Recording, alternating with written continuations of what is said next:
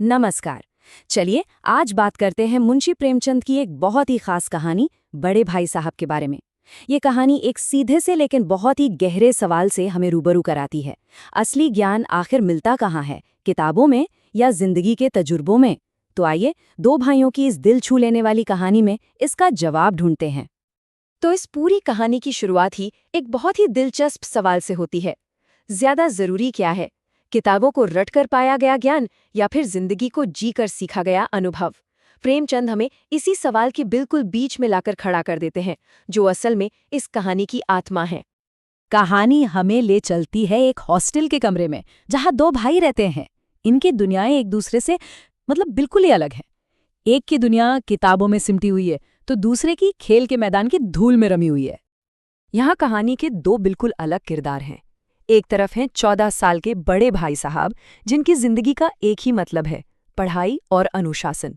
और दूसरी तरफ है उनका 9 साल का छोटा भाई, जिसके लिए असली जिंदगी तो बस मैदान में दोस्तों के साथ खेलने में ही है।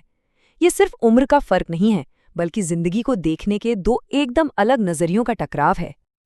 छोटे भाई के लिए पढ़ाई, समझ लीजिए, एक सजा से कम नहीं थी। उसका असली मन तो बाहर मैदान में लगता था, गिल्ली डंडा खेलने में, पतंगबाजी करने में। क्लास में 1 घंटा बैठना भी उसके लिए किसी पहाड़ चढ़ने जैसा मुश्किल काम था। अब देखिए, जहां छोटे भाई के लिए किताबें एक बोझ थीं, वहीं बड़े भाई साहब के लिए ये किसी तपस्या से कम नहीं थी।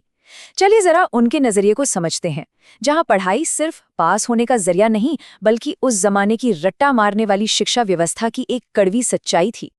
भाई साहब का साफ मानना था कि पढ़ाई और खास तौर पर अंग्रेजी कोई मजाक नहीं है। उनका ये कहना दिखाता है कि वो शिक्षा को कितनी ज्यादा गंभीरता से लेते थे। उनके लिए अच्छे नंबर लाने का मतलब था अपनी पूरी जान लगा देना। और अपनी बात को सही साबित करने के लिए बड़े भाई साहब पढ़ाई की एक डरावनी तस्वीर पेश करते थे। इतिहास में दर्जनों हेनरी के नाम रटना, ज्योमेट्री के बुरे सपनों जैसे सवाल, और वो निबंध जो कभी 4 पन्नों से कम का नहीं होना चाहिए। ये सब उनकी डांट के हथियार ही नहीं थे, बल्कि उस एजुकेशन सिस्टम पर एक तंज भी थे जो समझने से ज्यादा रटने पर जोर देता था। और उनकी इस लगन का सबसे बड़ा सबूत है ये टाइम टेबल।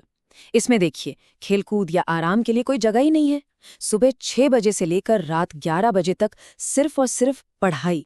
ये टाइम टेबल महज एक शेड्यूल नहीं है, बल्कि उस भारी दबाव का प्रतीक है जिसके नीचे वो जी रहे थे।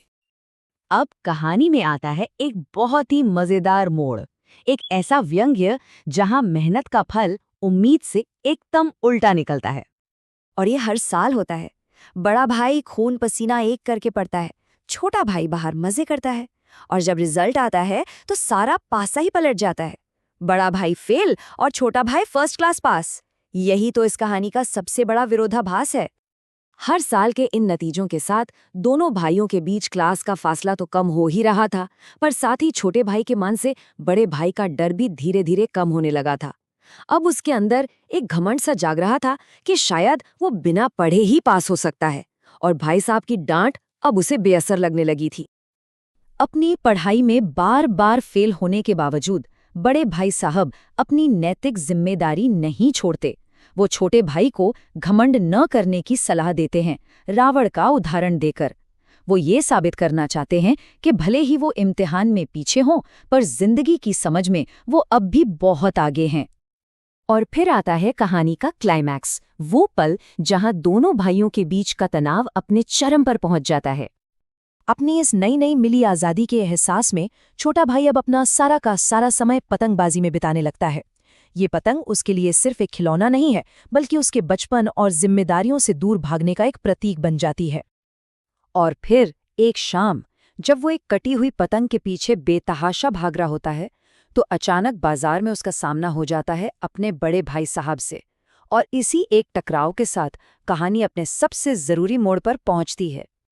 बस बड़े भाई साहब का गुस्सा फूट पड़ता है, लेकिन इस बार उनकी डांट किताबों या ग्रेड के बारे में नहीं है। नहीं, इस बार वो समझ और जिम्मेदारी की बात करते हैं।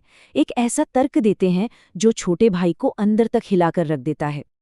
और यहीं पर कहानी का असली सबक, उसका असली मैसेज सामने आता है, जो बड़े भाई साहब के उस आखिरी असरदार भाषण में छिपा है।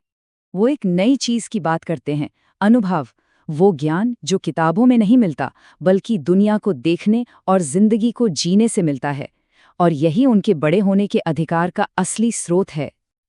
और यहीं उनकी सबसे मजबूत दलील सामने आती है। वो कहते हैं कि उम्र और तजुर्बे का जो 5 साल का फासला उन दोनों के बीच है, उसे दुनिया की कोई भी डिग्री या किताबी ज्ञान कभी खत्म नहीं कर सकता। उनका असली अधिकार उनके बड़े होने में है, उनके अनुभव में है। वो अपने माता पिता का उदाहरण देते हैं, जो शायद पढ़े लिखे नहीं हैं, लेकिन जिंदगी की समझ उनमें कहीं ज्यादा है। वो समझाते हैं कि घर कैसे चलाना है, पैसों का सही हिसाब कैसे रखना है। यही तो असली ज्ञान है, जो किसी अलजीब्रा या इतिहास की किताब में नहीं मिलता। ये बातें सुनकर छोटे भाई की आंखें खुल जाती हैं। उसका सारा घमंड जैसे आंसुओं में बह जाता है। उसे पहली बार अपने बड़े भाई की चिंता और उनके त्याग का असली मतलब समझ आता है। वो उनके सामने सम्मान से सिर झुका देता है। और कहानी का अंत बहुत ही खूबसूरती से होता है। ठीक उसी पल जब भाई साहब अपना भाषण खत्म करते हैं, एक कटी हुई पतंग उनके ऊपर से गुजरती है। और वो बड़े भाई जो अभी अभी ज्ञान और अनुभव की इतनी गहरी बातें कर रहे थे, अपने अंदर के बच्चे को रोक ही नहीं पाते। वो पतंग की डोर पकड़कर हॉस्टल की तरफ दौड़ पड़ते हैं और छोटा भाई उनके पीछे पीछे। इस एक पल में सारे मतभेद जैसे हवा में घुल जाते हैं और दोनों भाई एक साथ बचपन के उस सरल से आनंद में खो जाते हैं। तो इस विश्लेषण के आखिर में ये कहानी हम सबके लिए एक सवाल छोड़ जाती है।